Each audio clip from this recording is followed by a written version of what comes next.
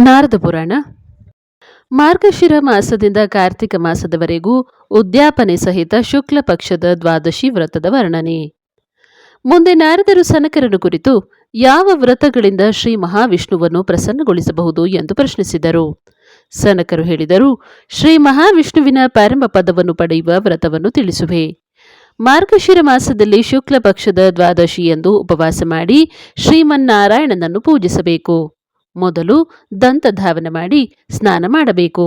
ಶ್ವೇತ ವಸ್ತ್ರ ಧರಿಸಿ ಮೌನವಾಗಿ ಗಂಧ, ಪುಷ್ಪ, ಅಕ್ಷತೆ, ಧೂಪ, ದೀಪ ಹಾಗೂ ನೈವೇದ್ಯ ಇತ್ಯಾದಿಗಳಿಂದ ಭಕ್ತಿಭಾವದಿಂದ ಶ್ರೀಹರಿಯನ್ನು ಪೂಜಿಸಬೇಕು.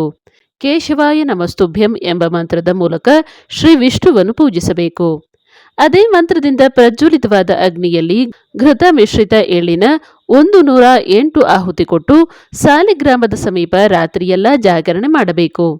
ಆ ರಾತ್ರಿಯೇ 1 ಸೇರು ಹಾಲಿನಿಂದ ಶ್ರೀಹರಿಗೆ ಅಭಿಷೇಕ ಮಾಡಿ ಗೀತ, ವಾದ್ಯ, ನೈವೇದ್ಯ, ಭಕ್ಷ್ಯ ಹಾಗೂ ಭೋಜ್ಯ ಪದಾರ್ಥಗಳ ಮೂಲಕ ಮಹಾಲಕ್ಷ್ಮಿ ಸಹಿತ ಶ್ರೀಮನ್ನಾರಾಯಣನನ್ನು ಭಕ್ತಿಪೂರ್ವಕವಾಗಿ ತ್ರಿಕಾಲ ಪೂಜೆ ಮಾಡಬೇಕು. ಪುನಃ ಬೆಳಗ್ಗೆ ಎದ್ದು ಸ್ನಾನ ನಂತರ ಜಿತೇಂದ್ರಿಯನಾಗಿ ಮೌನ ಭಾವದಿಂದ ಸ್ವಾಮಿಯನ್ನು ಪೂಜಿಸಬೇಕು. ನಂತರ ಕೆಳಗಿನ ಮಂತ್ರದಿಂದ ದಕ್ಷಿಣೆಯ ಸಹಿತ ಘೃತ ಮಿಶ್ರಿತ ಖೀರು ಹಾಗೂ ತೆಂಗಿನಕಾಯಿಯನ್ನು ಭಕ್ತಿಪೂರ್ವಕವಾಗಿ ಬ್ರಾಹ್ಮಣನಿಗೆ ಅರ್ಪಿಸಬೇಕು. ಕೇಶವ ಕೇಶಿಹ ದೇವ ಸರ್ವ ಸಂಪತ್ ಪ್ರದಾಯಕ ಪರಮಾನ್ನ ಪ್ರದಾನೇನ ಮಮ ಸ್ವಾದಿಷ್ಟದಾಯಕ. ನಂತರ ಶಕ್ತ್ಯಾನುಸಾರ ಬ್ರಾಹ್ಮಣರಿಗೆ ಭೋಜನ ಮಾಡಿಸಬೇಕು. ಆಮೇಲೆ ಶ್ರೀಹರಿಯನ್ನು ಧ್ಯಾನಿಸುತ್ತಾ ಮೌನವಾಗಿ ಸ್ವಯಂ ಸಹೋದರ ಬಂಧುಗಳ ಸಹಿತ ಭೋಜನ ಮಾಡಬೇಕು.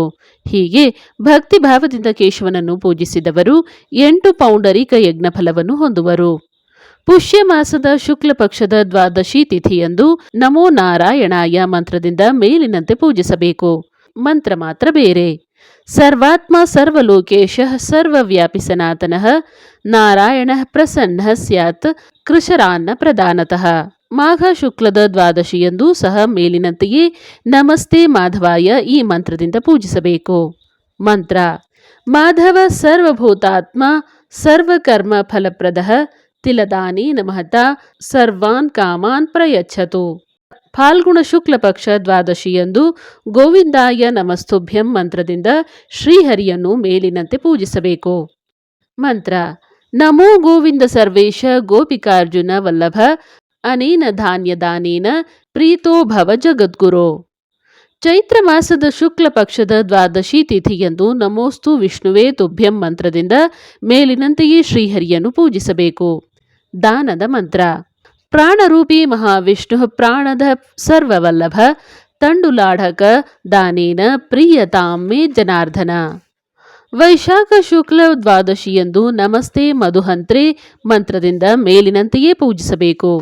ಜ್ಯೇಷ್ಠ ಶುಕ್ಲ ದ್ವಾದಶಿಯಂದು ಶ್ರೀಹರಿಯನ್ನು ನಭ ತ್ರಿವಿಕ್ರಮಾಯ ಮಂತ್ರದಿಂದ ಮೇಲಿನಂತೆಯೇ ಪೂಜಿಸಬೇಕು. ದಾನದ ಮಂತ್ರ: ದೇವದೇವ ಜಗನ್ನಾಥ ಪ್ರಸೀದ ಪರಮೇಶ್ವರ ಉಪಾಯನಂ ಚ ಸಂಗೃಹ್ಯ ಮಮಾಭೀಷ್ಟ ಪ್ರದೋಭವ. ಆಷಾಢ ಶುಕ್ಲ ದ್ವಾದಶಿಯಂದು ನಮಸ್ತೆ ವಾಮನಾಯ ಮಂತ್ರದಿಂದ ಮೇಲಿನಂತೆಯೇ ಪೂಜಿಸಬೇಕು. ದಾನದ ಮಂತ್ರ: ವಾಮನೋ ಬುದ್ಧಿ ದೋಹೋತ ದ್ರವ್ಯಸ್ಥೋ ವಾಮನ ಸದಾ ವಾಮನಸ್ತಾರಕೋಸ್ಮಾಚ್ಚ ವಾಮನಾಯ ನಮೋ ನಮಃ. ಶ್ರಾವಣ ಮಾಸದ ಶುಕ್ಲ ದ್ವಾದಶಿ ತಿಥಿಯಂದು ನಮೋಸ್ತು ಶ್ರೀಧರಾಯ ಮಂತ್ರದಿಂದ ಶ್ರೀಧರನನ್ನು ಪೂಜಿಸಬೇಕು. ದಾನದ ಮಂತ್ರ: ಕ್ಷೀರಾಬ್ಧಿಶಾಯಿನ್ ದೇವೇಶ ರಮಾಕಾಂತ ಜಗತ್ಪತೆ. ಭಾದ್ರಪದ ಮಾಸದ ಶುಕ್ಲ ದ್ವಾದಶಿ ತಿಥಿಯಂದು ಹೃಷಿಕೇಶ ನಮಸ್ತುಭ್ಯಂ ಮಂತ್ರದಿಂದ ಶ್ರೀಹರಿಯನ್ನು ಪೂಜಿಸಬೇಕು. ಮಂತ್ರ: ಹೃಷಿಕೇಶ ನಮಸ್ತುಭ್ಯಂ ಸರ್ವಲೋಕೈಕಹೇತವೇ ಮಹ್ಯಂ ಸರ್ವಸುಖಂ ದೇಹಿ ಗೋಧೂಮಸ್ಯ ಪ್ರಧಾನತಃ.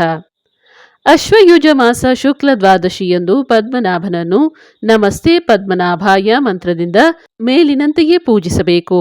ದಾನದ ಮಂತ್ರ: ಪದ್ಮನಾಭ ನಮಸ್ತುಭ್ಯಂ ಸರ್ವಲೋಕ ಪಿತಾಮಹ ಮಧುದಾನೇನ ಸುಪ್ರೀತೋ ಭವ ಸರ್ವಸುಖಪ್ರದಃ. ಕಾರ್ತಿಕ ಶುಕ್ಲ ದ್ವಾದಶಿಯಂದು ದಾಮೋದರನನ್ನು ಓಂ ನಮೋ ದಾಮೋದರಾಯ ಮಂತ್ರದಿಂದ ಮೇಲಿನಂತೆಯೇ ಪೂಜಿಸಬೇಕು. ದಾನದ ಮಂತ್ರ: ದಾಮೋದರ ಜಗನ್ನಾಥ ಸರ್ವಕಾರಣ ಕಾರಣ ತ್ರಾಹಿ ಮಾಂ ಕೃಪಯಾದೇವ ಶರಣಾಗತ ಪಾಲಕ. ಈ ಪ್ರಕಾರ ವ್ರತ ಪಾಲಿಸುವವನು ಉತ್ತಮವಾದ ದ್ವಾದಶಿ ವ್ರತವನ್ನು 1 ವರ್ಷದವರೆಗೂ ಪೂರ್ವೋಕ್ತ ವಿಧಿಯಂತೆ ಮಾಡುವವನು ಪರಮಪದವಾದ ಮೋಕ್ಷವನ್ನು ಪಡೆಯುವನು. 1 ವರ್ಷ ವ್ರತವನ್ನು ಪೂರ್ಣ ಮಾಡಿ ಮಾರ್ಗಶಿರ ಮಾಸದ ಶುಕ್ಲ ಪಕ್ಷದ ದ್ವಾದಶಿ ತಿಥಿಯಂದು ವ್ರತದ ಉದ್ಯಾಪನೆ ಮಾಡಬೇಕು.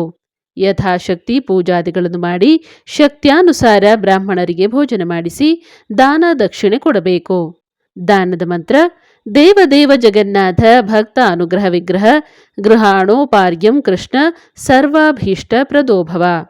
ದೇವರನ್ನು ಪ್ರಾರ್ಥಿಸುವ ಮಂತ್ರ: ನಮೋ ನಮಸ್ತೆ ಸುರರಾಜರಾಜ ನಮೋಸ್ತುತೆ ದೇವ ಜಗನ್ನಿವಾಸ ಕುರುಷ್ವ ಸಂಪೂರ್ಣ ಫಲಂ ಮಮಾಧ್ಯ ನಮೋಸ್ತು ತುಭ್ಯಂ ಪುರುಷೋತ್ತಮಾಯ. ನಂತರ ಲಕ್ಷ್ಮೀ ಸಹಿತ ಭಗವಾನ್ ವಿಷ್ಣುವನ್ನು ಪ್ರಾರ್ಥಿಸಬೇಕು. ಲಕ್ಷ್ಮೀಪತೆ ನಮಸ್ತುಭ್ಯಂ ಕ್ಷೀರಾರ್ಣವ ನಿವಾಸಿನೇ ಅರ್ಘ್ಯಂ ಗೃಹಾಣ ದೇವೇಶ ಲಕ್ಷ್ಯಾಚ ಸಹಿತ ಪ್ರಭೋ ಯಸ್ಯ ಸ್ಮೃತ್ಯಾಚ ನಾಮೋಕ್ಯಾತಪೋ ಯಜ್ಞ ಕ್ರಿಯಾದಿಷು ನ್ಯೂನಂ ಸಂಪೂರ್ಣತಾಂ ಯಾತಿ ಸದ್ಯೋ ವಂದೇ ತಮಚ್ಯುತಂ. ಈ ರೀತಿ ವಿಷ್ಣುವನ್ನು ಪ್ರಾರ್ಥಿಸಿ ದಕ್ಷಿಣೆಯ ಸಹಿತ ಪ್ರತಿಮೆಯನ್ನು ಆಚಾರ್ಯರಿಗೆ ದಾನ ಮಾಡಬೇಕು. ತಾನೂ ಸಹ ಕುಟುಂಬ ಬಂಧು ಬಳಗದವರ ಜೊತೆ ಮೌನವಾಗಿ ಭೋಜನ ಮಾಡಬೇಕು. ಸಾಯಂಕಾಲ ಪಂಡಿತರಿಂದ ಶ್ರೀ ಮಹಾವಿಷ್ಣುವಿನ ಕಥೆ ಕೇಳಬೇಕು. ಈ ರೀತಿಯ ವ್ರತಾಚರಣೆಯಿಂದ ಪಾಪಗಳಿಂದ ಮುಕ್ತರಾಗಿ ಮೋಕ್ಷವನ್ನು ಪಡೆಯುವರು. ಈ ದ್ವಾದಶಿ ವ್ರತದ ಕಥೆಯನ್ನು ಹೇಳುವ ಹಾಗೂ ಕೇಳುವವರು ವಾಜಪೇಯಿ ಯಜ್ಞ ಫಲವನ್ನು ಪಡೆಯುವರು. ಮಾರ್ಗಶಿರ ಹುಣ್ಣಿಮೆಯಿಂದ ಪ್ರಾರಂಭವಾಗುವ ಲಕ್ಷ್ಮೀನಾರಾಯಣ ವ್ರತದ ಉದ್ಯಾಪನೆ ಸಹಿತ ಮಾಡುವ ವಿಧಾನ ಹಾಗೂ ಮಹಿಮೆ. ಸನಕರು ಹೇಳಿದರು, ನಾರದರೆ, ಈಗ ನಾನು ನಿಮಗೆ ಸಕಲ ಪಾಪ ನಿವಾರಕವಾದ ಹಾಗೂ ಚತುರ್ವರ್ಣದವರು ಹಾಗೂ ಸ್ತ್ರೀಯರು ಮಾಡಬಹುದಾದ ಒಂದು ವ್ರತವನ್ನು ತಿಳಿಸುವೆನು.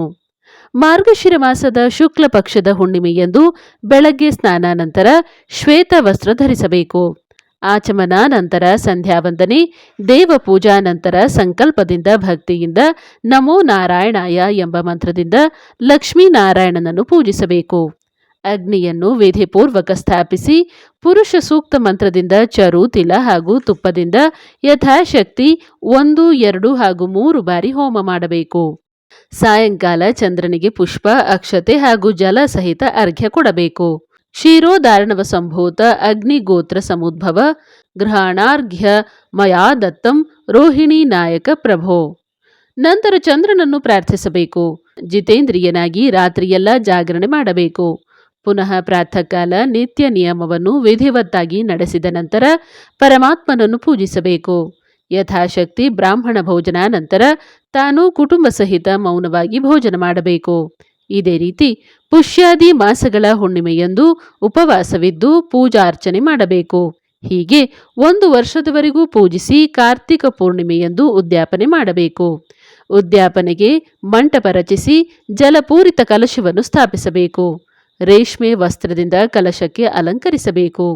ಅದರ ಮೇಲೆ ಬಂಗಾರ, ಬೆಳ್ಳಿ ಅಥವಾ ತಾಮ್ರದ ಶ್ರೀ ಲಕ್ಷ್ಮೀನಾರಾಯಣನ ಸುಂದರ ಮೂರ್ತಿಯನ್ನು ಸ್ಥಾಪಿಸಬೇಕು.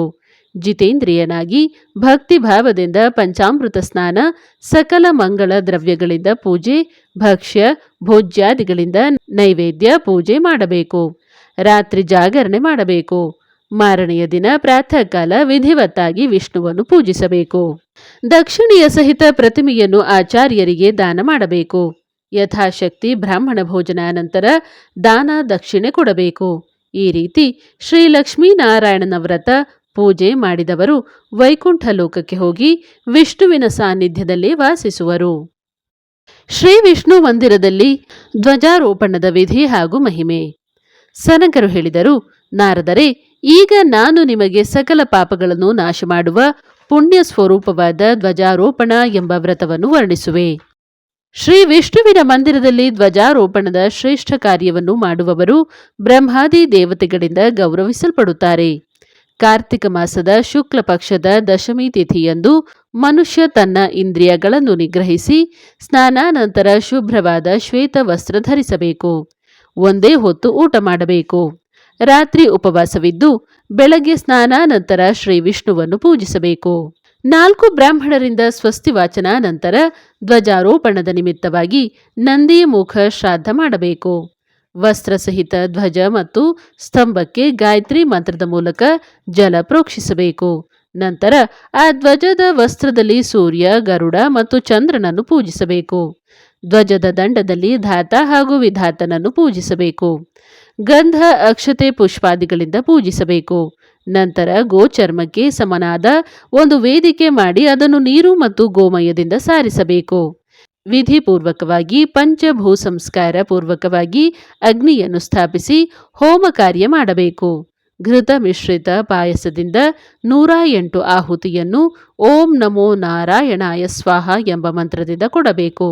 ನಂತರ ಪುರುಷ ಸೂಕ್ತದ ಮಂತ್ರಗಳಿಂದ 8 ಆಹುತಿಗಳನ್ನು ಕೊಡಬೇಕು. ನಂತರ ಸೂರ್ಯ ದೇವತೆಗೆ ಸಂಬಂಧಿಸಿದ ಮಂತ್ರಗಳಿಂದ ಹಾಗೂ ಶಂ ನೋ ಮಿತ್ರ ಶಂ ವರುಣ ಇತ್ಯಾದಿ ಶಾಂತಿ ಸೂಕ್ತದ ಮಂತ್ರಗಳ ಜಪ ಮಾಡಬೇಕು. ರಾತ್ರಿ ಜಾಗರಣೆ ಮಾಡಬೇಕು. 2ನೇ ದಿನ ಬೆಳಗ್ಗೆ ಸ್ನಾನ ನಂತರ ಕ್ರಮವಾಗಿ ಮೊದಲಿನಂತೆಯೇ ಶ್ರೀಹರಿಯನ್ನು ಪೂಜಿಸಬೇಕು. ನಂತರ ಈ ಸುಂದರ ಧ್ವಜವನ್ನು ಮಂಗಳವಾದ್ಯ ಕೀರ್ತನೆಗಳಿಂದ ಶ್ರೀ ವಿಷ್ಣುವಿನ ಮಂದಿರಕ್ಕೆ ತೆಗೆದುಕೊಂಡು ಹೋಗಬೇಕು. ದೇವರ ಬಾಗಿಲಿಗೆ ಅಥವಾ ಮಂದಿರದ ಶಿಖರದ ಮೇಲೆ ಕಂಬದ ಸಹಿತ ಆ ಧ್ವಜವನ್ನು ಸದೃಢವಾಗಿ ಸ್ಥಾಪಿಸಬೇಕು.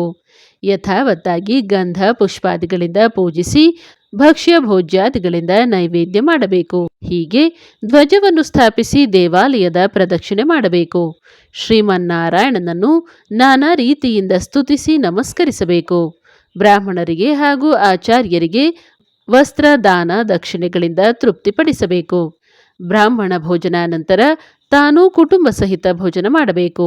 ಎಲ್ಲಿಯವರೆಗೆ ಧ್ವಜವು ಹಾರಾಡುತ್ತಿರುವುದೋ ಅಷ್ಟು ಕಾಲವೂ ಅವನ ಪಾಪರಾಶಿಯು ನಶಿಸುತ್ತಲೇ ಹೋಗಿ ಕೊನೆಗೆ ವಿಷ್ಣು ಸಾಯುಜ್ಯ ಹೊಂದುವನು.